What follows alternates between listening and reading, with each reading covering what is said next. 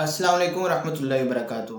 मुअज़्ज़ज़ सामीन किराम, आज आपको नादे अली के कुछ मुजर्रबात बयान किए जाएंगे कि नादे अली के विर्द से आपको क्या क्या फ़वाइद हासिल हो सकते हैं। इस बारे में हम डिस्कस करेंगे। इसमें सबसे पहले नंबर पे आता है रिज़्क़ में फरावानी।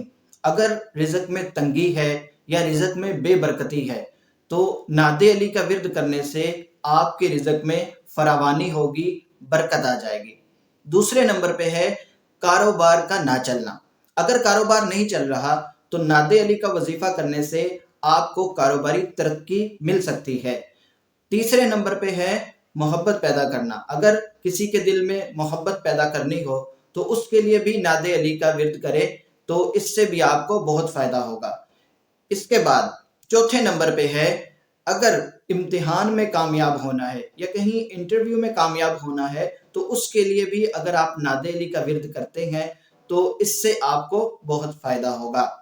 पांचवें नंबर पर अगर दुश्मन को ज़ेर करना हो, दुश्मन आपको बिला वजह तंग करता है तो उसके लिए भी नादे अली का वजीफा आपके लिए बहुत मुफीद होगा। नंबर 6 पे है अगर अपना हिसार करके रखना हो कि आप महफूज रहें, किसी का जादू आप पर ना चले, तो उसके लिए भी नादे अली का वजीफा वो बहुत मुफीद रहेगा। नंबर 7 पे है अगर जिन्नात से हिफाजत की गरज से आप इसका विर्द रखेंगे तो जिन्नात से भी आपको हिफाजत मिलेगी। सबसे अहम यह है कि कुर्ब इलाही हासिल करने के लिए भी अगर आप नादे अली का विर्द करेंगे तो ये आपको फायदा मंद रहेगा। लेकिन एक बात ज़हन नशीन रखिएगा कि हर मकसद के लिए पढ़ने का तरीका, पढ़ने की टाइमिंग और उसकी तादाद ये मुख्तलिफ है।